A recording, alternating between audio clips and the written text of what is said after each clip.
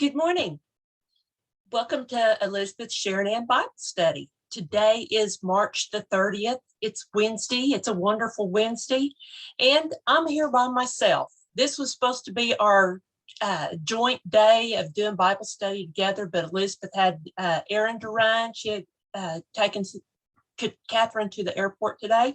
And so I really had a lot of things I wanted to talk about. And I thought, I don't know how I'm going to talk about all of this stuff if Elizabeth's talking too. So this worked out. I got it all. I've got everything. So if you have any prayer requests, put that in the chat. If you have any praise reports, put that in the chat. Or if you got something, I feel like I got a hair tickling my head. If you've got something just absolutely fun coming up that you want to tell us about so we can be praying with you about it, that's good, because you know what? We don't only just pray for the sicknesses and things that happen. You know what? I've got a grandson graduating from high school this year. I'm praying for him all the time anyway, but why not pray for our graduating class too? Pray for the kids in school, what they've got going on this summer. There'll be a lot of traveling and things going on. So good morning, Sharon, and good morning, Shirley. Glad to see you all on with us. So like this page, go on to YouTube. We're on YouTube too. Like it, subscribe. Let's just get the word out so everybody will get to hear something that maybe intrigues them and wants them to be a part of a Bible study. It doesn't have to be online, but it can be, you can find a Bible believing church and just be a part of something and build that fellowship, that group for you to share life with. So I want to start today with my devotion, and this is a prayer to Jesus. And it starts out saying, "Your unfailing love is my comfort." Oh my goodness, how awesome is that? Good morning, Carrie. I'm so glad you're on with us this morning, and Rhonda. Your unfailing love is my comfort. We live in a broken world, don't we? And so as we move forward in that, trouble's always around the corner. At times like this, we need to remember who God is, who Jesus is. It says, help me remember. Your cherished follower. I am his cherished follower. And so since you are a boundless source of blessings to me, I want to be a blessing in the lives of other people. See, we want to pray every day and repent so we don't just keep that blessing that God is wanting to give to other people because something within you caused it not to be. If that made any kind of sense, I don't know, but it worked for me whenever I said it. Okay, so let's get started. We're in Deuteronomy 13 through chapter 15. And Moses is still passing on the information that he's talked about it. And, we really need reminders. We have to just remember what God had said in the past as they were traveling out of Egypt. In verse 1, it says, suppose there are prophets among you or those who dream dreams about the future and they promise you signs or miracles, and the predicted signs or miracles occur. If they say, come and let's worship other gods that you've never heard before, don't listen to them. The Lord your God is testing you to see if you truly love him with all your heart and soul. See, do you remember reading back before they were released from Egypt? Pharaoh's sorcerers did some of the same signs and wonders that Moses did. There's, the evil is out there. But don't jump on dreams too fast. Instead, allow God to bring confirmation. I don't like to watch magic shows. I feel like that's That's things like this.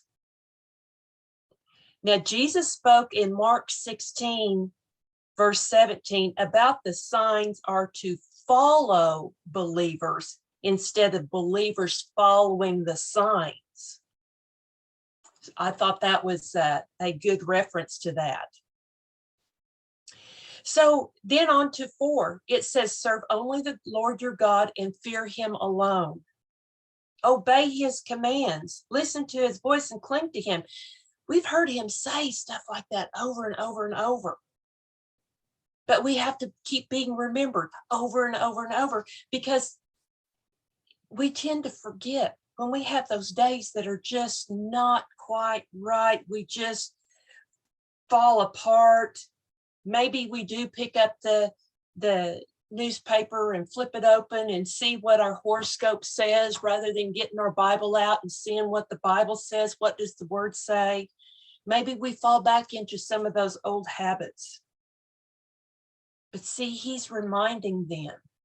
This is why a small group, your life group, is so important, because whenever you have those times that you have questions, you're down in the dumps, something's going on, you can get with your people in your inner circle and let them pray for you. Then verse 6, suppose someone secretly entices you, even your brother, your son, your daughter, your beloved wife, or your closest friend, and says, let's go worship other gods. Well, look how he started this out. He says, suppose even your brother.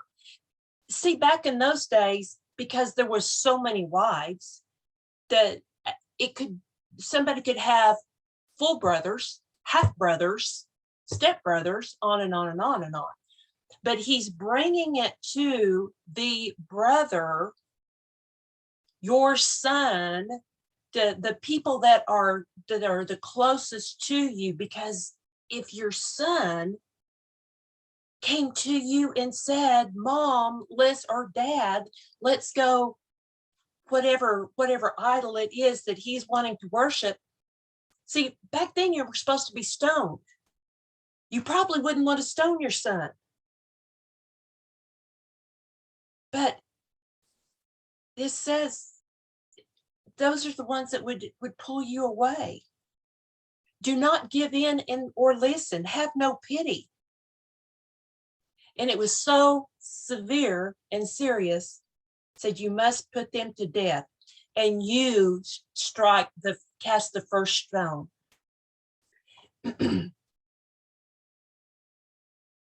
Then we go on down to 12. When you begin living in the towns the Lord your God is giving you, you may hear the scoundrels among you are leading their fellow citizens astray.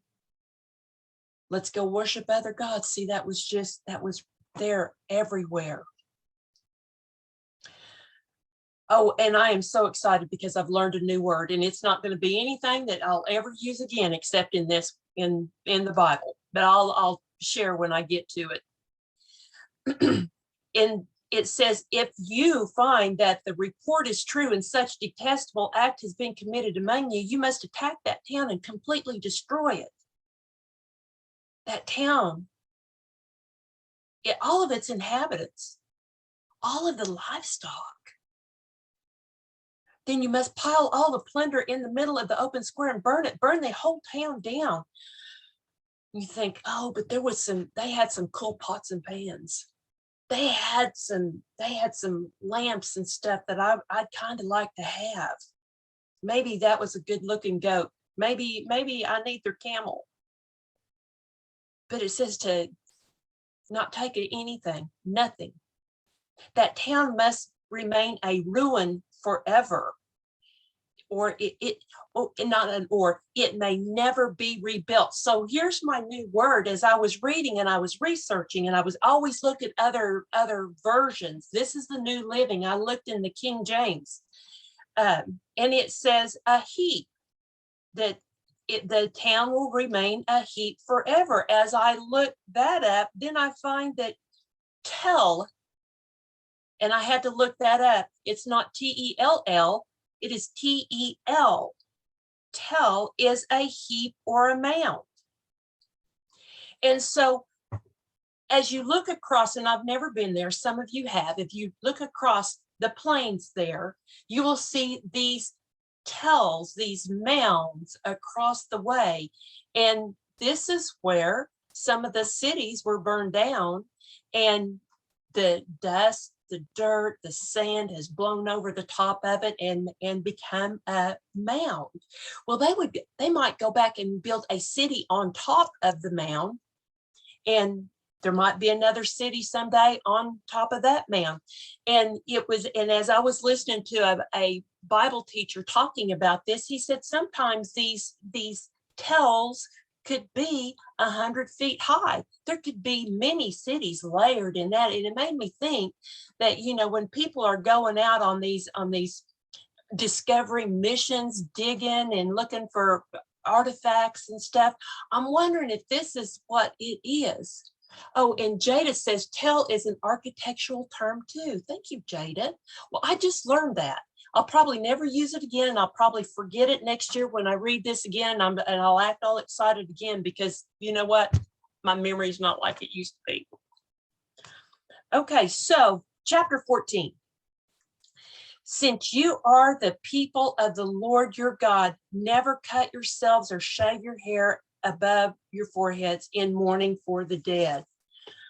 Okay, so that really sounds kind of odd, because you know what? I've never once had the thought about cutting myself or doing anything like that in a mourning ritual, but there are places that do that. Cutting and shaving the head were common rites in the ancient Near East. And there's mutilation that still exists. And this is absolutely crazy, because I'm out totally on this. But there are countries where the mourner, especially a woman, would cut off a joint of her finger due to the passing of somebody. And I don't really get that. I really don't understand why you would ever even think you want to do that. First of all, if you pull my hair, I cry, let alone I can't imagine I'd pass out completely for days if you cut off a piece of my finger. But for us as Christians, the passing of our loved one is different. We mourn because yes, there's a piece of us that's gone. We've got a hole there. But our mourning is different because we have hope. We have eternal hope in Jesus. There's no reason to do anything, mutilate our body or anything like that, because that doesn't change anything. They're gone, and hopefully they're Christians, they're believers, and they're in heaven. I can see mourning forever if you thought that they were not going to heaven, because you wouldn't see them again. Okay, so verse 2 should be the one that everybody hangs on to. You have been set apart as holy to the Lord your God, and he has chosen you from all the nations of the earth to be his own special treasure. You are his special treasure. Eileen, you are his special. And isn't it just awesome to know that he chose you? Surely he chose you. Lori, Wendy, Elizabeth, you are chosen.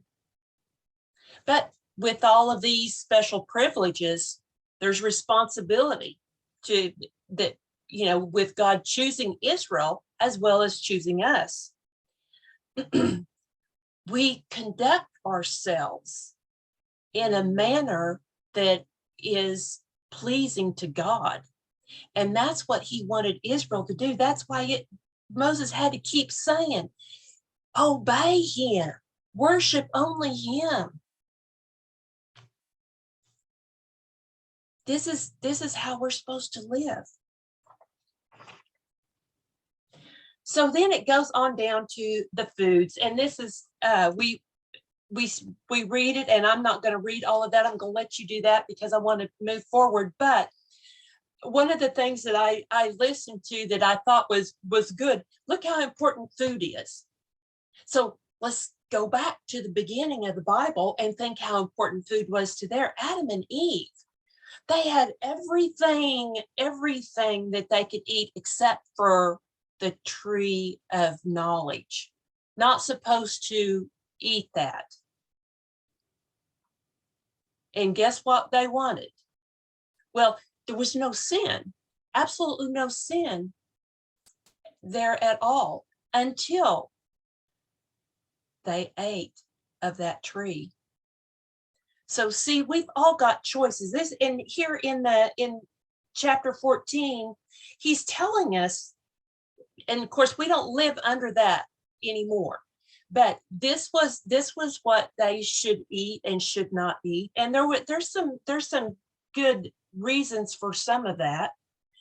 I mean, obviously, you're not going to come to my house at Thanksgiving and find a buzzard in the oven. I'm not baking nothing like that. There's reasons for some of that. They unclean. I mean, some of the, like these birds generally eat dirty things, unclean things that's already died.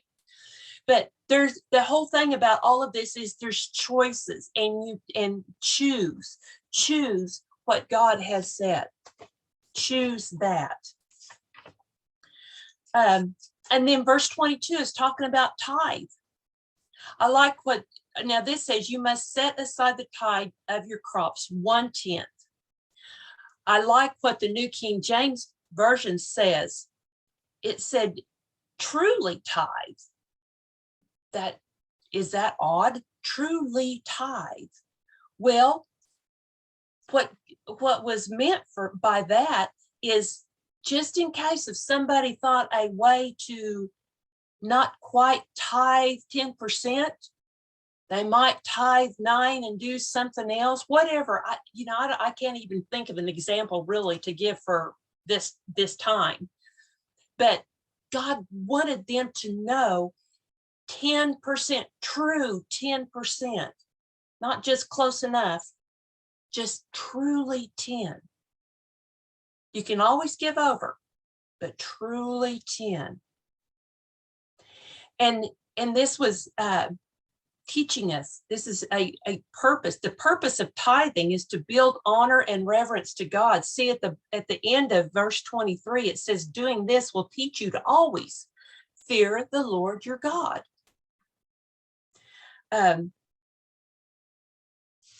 So it continues on talking about tithing. Then let's go on to chapter 15.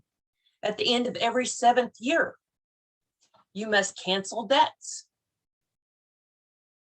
of everyone who owes you money. Oh, and as I read that, I thought, wow, you know what? How much do we think about our debts? Now, we should always think about debts in the biblical sense, because at this day and time, it's really easy to go get a loan and buy something that you can't afford because you'll make payments on it for possibly 7 years. And it's always fun when you get that, let's say, new car, because they're so expensive now. And you may not have enough money to just barely make a down payment, but it's nice when it's new and shiny and it smells good. You got that new car smell, and then you're making payments on it, and then 5 years later you're still making payments on it. It doesn't smell new and it's dirty. You just quit washing it and shining it and waxing it, and you wish that you wouldn't have bought that because you really have other things. You want to travel, but you can't afford to travel. I mean, see what I'm saying? There's a lot of good reasons about really thinking and praying about your debt. Now that as we go on, he's talking about sharing with the poor. In verse 4, it says, there should be no poor among you, for the Lord your God will greatly bless you in the land he's giving you as a special possession. You will receive this blessing if you are careful. Listen to this. If you are careful to obey all the commands of the Lord your God that I'm giving you today, he will bless you as he's promised. He keeps his promises, folks. You will lend to many nations, but will never need to borrow. You will rule nations, but they will never rule over you. See, God established a system where no one had to be chronically poor. Here's the kicker, though. If they would obey, he would bless and they would not be poor. But let's look on down to verse 15. He also says, there will always be poor in the land. That's why I'm commanding you to share freely. So see, in verse 4, he says there should be no poor. And then 11, he says there will always be poor. Why is that? Is he contradicting himself? No, because he knows the disobedience will always be there. See, there's evil, there's sin in the world, and it was obviously back at this time. But you can only do so much for somebody, and hardships happen, bad decisions, poor choices. We just talked about choices. As we get on into Deuteronomy, we're going to see he's going to give us the answer to all of that, because he'll say, choose life. Don't choose death, choose life. What's that look like for you in your finances? Okay, so I'm moving on. Finish reading this and just look at this through the eyes of how you're living, the choices you're making. Maybe it is food choices for another reason. Maybe it is how you're worshiping, how you're helping your neighbor. But think about all of that as you and meditate on that as you read this today. We go into Luke 8:40, and we'll be going through 9:6. And it says, on the other side of the lake, the crowds welcomed Jesus because they had been waiting for him. See, they've watched him, they've heard, they know this is the man that can heal everything. You can have a broken fingernail, he can fix it. You can be blind, he can fix it. He can do anything. They just really didn't know who he really was, though. Then here came Jairus, a leader of the local synagogue, fell at his feet, pleading. Now, he was a leader. And so they didn't normally follow at the feet of just a preacher passing through. But he had heard about him. His only daughter, 12 years old, was dying. As Jesus went with him, he was surrounded by the crowd. See, that he was so surrounded. Another version says that it was so tight that you almost couldn't breathe.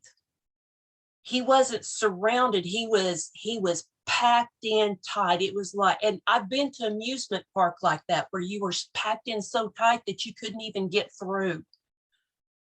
As he's going through there, a woman in the crowd suffered for 12 years with constant bleeding, and she could find no cure. See, she'd been paying people. She had no money left.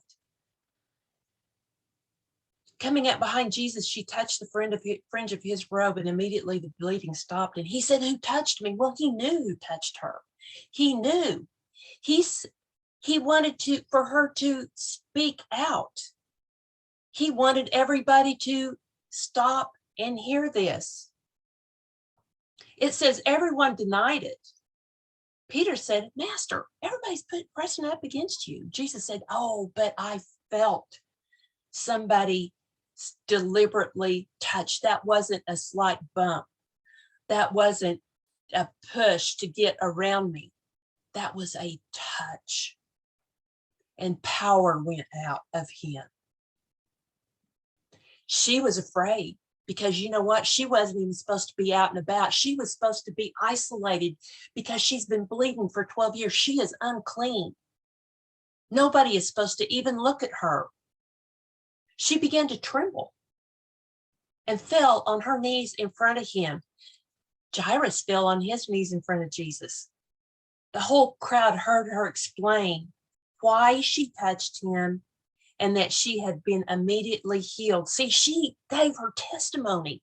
right there in front of all of these people that probably wanted to jerk her away and stone her for even getting out and exposing everybody to whatever in the world that this woman had, that she's been bleeding for 12 years.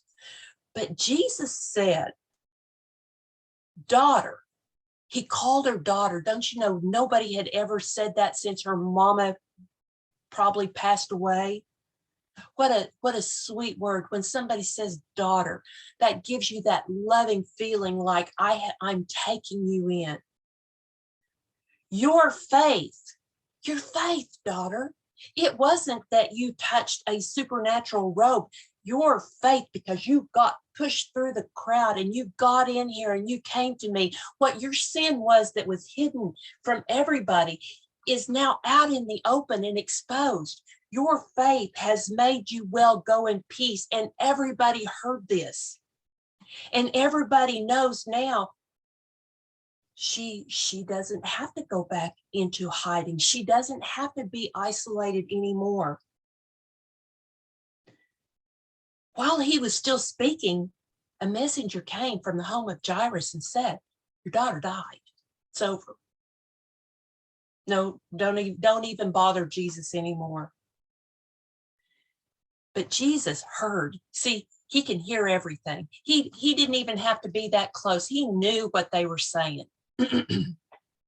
And he said to Jairus, don't be afraid. Just have faith. Because look what the lady that was bleeding had faith. He told Jairus, just have faith.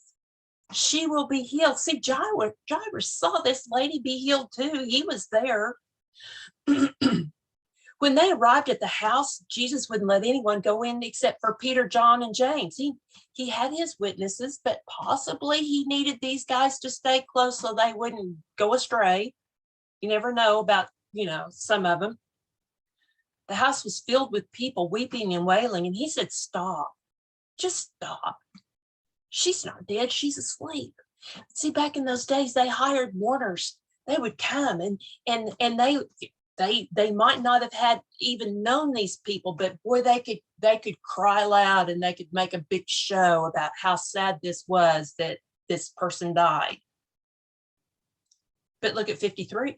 The crowd laughed. Does that tell you how sad they were? They all knew she died. What's he thinking? Jesus took her by the hand and said in a loud voice, my child, get up.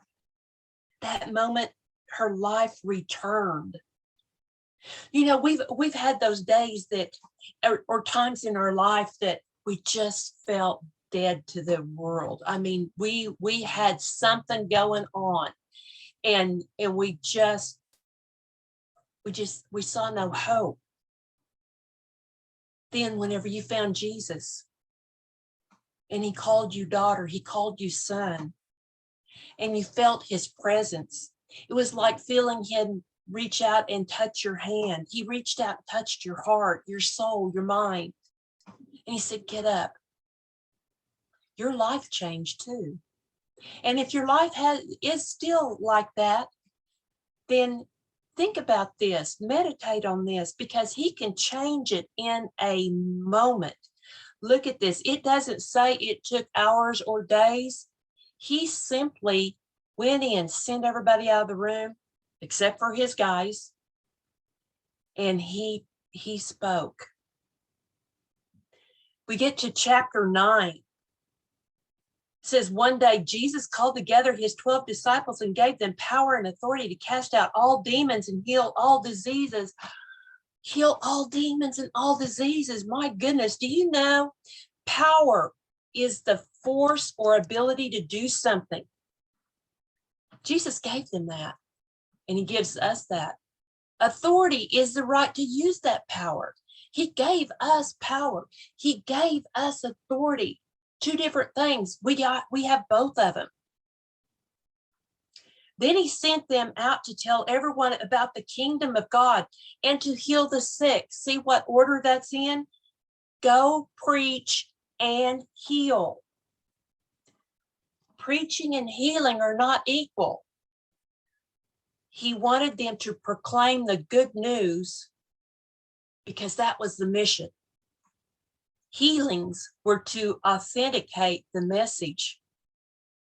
He told them to take nothing with them on the journey. Don't take a walking stick, traveler's bag, money, or anything. Just stay in the same house until you leave. If a town refuses to welcome you, shake its dust off your feet as you leave to show that you're done. You're moving on. And so there was a rule among rabbis to take nothing into a temple. They wanted to avoid the perception of being engaged in other work other than the service to the Lord. So see, as they went in with nothing, then there's nothing else they can do. They weren't going shopping down the little place where people made blankets and selling chickens and eggs and stuff like that. They weren't doing that. They were only there to preach the word. Traveling light. They had to be dependent on God all the time. Their job wasn't to change people's minds, but to present the message passionately.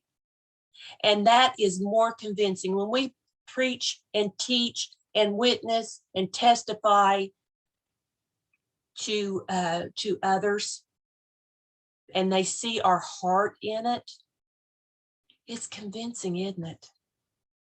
Because you know what? We can do that. We can do that. If you can't do anything else, you can still help somebody by giving them words of encouragement. And so we move on into Psalms, and I'm going to hit this really quick because this is like our lives as a testimony, folks. And as I looked on in this, it's Psalm 71. It says in 12, oh God, don't stay away. My God, please hurry to help me. Bring disgrace and destruction on my accusers.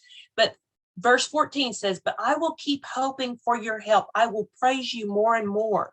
I had circled verse 17 and 18. It says, oh God, you have taught me from my earliest childhood, and I constantly tell others about the wonderful things you can do.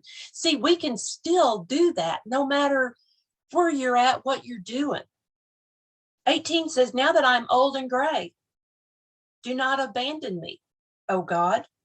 Let me proclaim your power to this new generation, your mighty miracles of all who come after me. People, you are never too old to proclaim and to tell and to encourage the younger generation. They need you. They need somebody to help them navigate through this confusion of what we're seeing right now in the world. We need them to know how to be a beautiful young lady, how to be a strong young man, how to be a wife, how to be a mother. We need to be those mentors to those to show them. Fathers, you need to show your sons, you need to teach them how to stand up for what's right, how to have moral values, how to help people, how to serve, how to give. We're never too old, never. And then we sing. Verse 22 says, then I will praise you with music on the harp because you are faithful to your promises. Oh my God is faithful to the promises, and he has promised me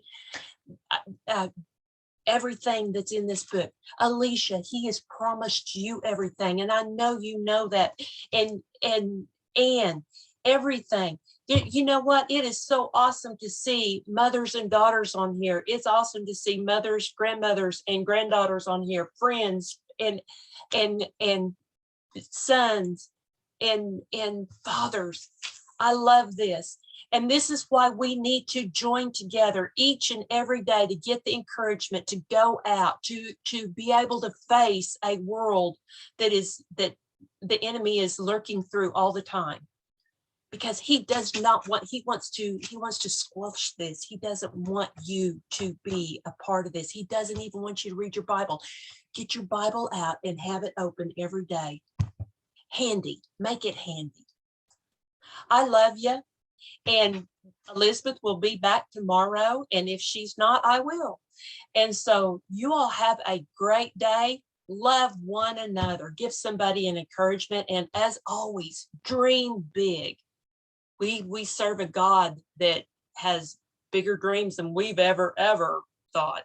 So have a great day. Love y'all. Bye-bye.